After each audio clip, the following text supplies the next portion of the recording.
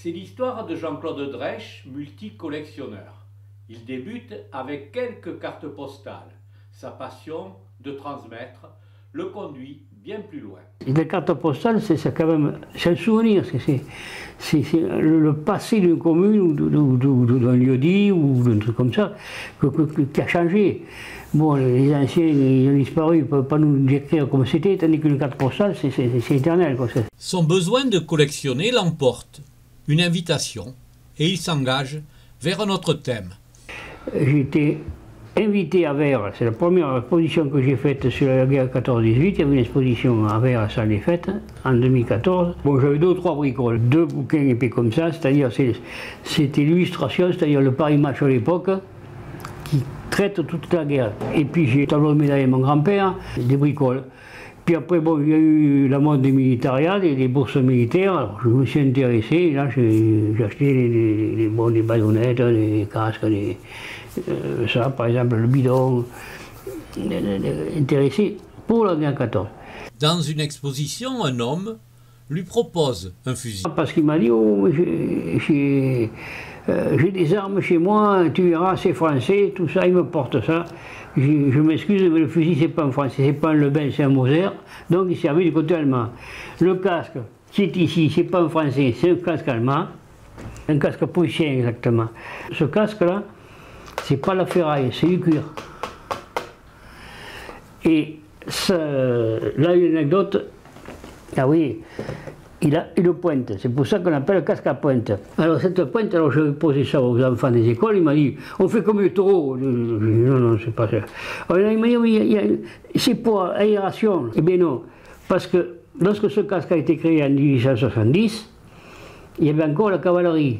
La cavalerie attaquait les fantassins, elle a fendu le crâne et puis c'était bon. Cette pointe sert à éviter le coup de sabre.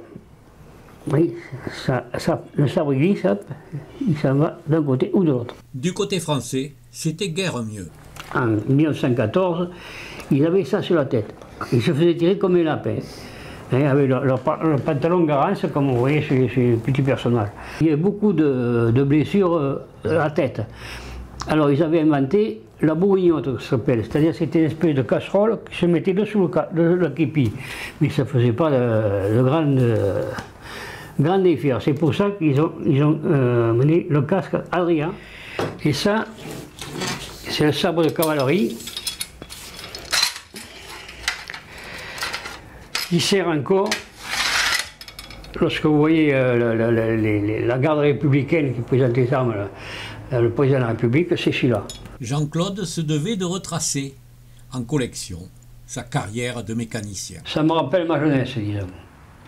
Parce que bon, j'ai travaillé sur ces panards, ça c'est la Dauphine, la 4 chevaux, la 2 chevaux évidemment, la DS aussi. Ma collection complète, enfin, j'ai arrêté, parce que c'est...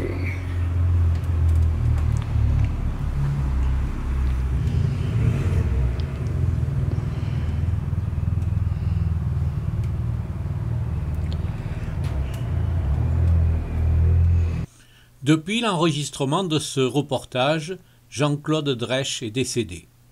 Il portait en lui une grande ambition, transmettre ses connaissances aux plus jeunes. C'est une anecdote qui fait plaisir quand même, ça fait... Le drôle, il a compris, il a exactement raconté à sa mère ce que lui avait dit 8 jours avant. Et ça, c'est votre salaire, c'est quelque chose oui, qui ça fait plaisir, parce qu'évidemment, ces enfants de ces âges-là, même leurs grands-pères sont décédés, ils n'ont plus de descendants qui peuvent leur parler de ce guerre, quoique à l'époque, il n'y avait pas grand-chose.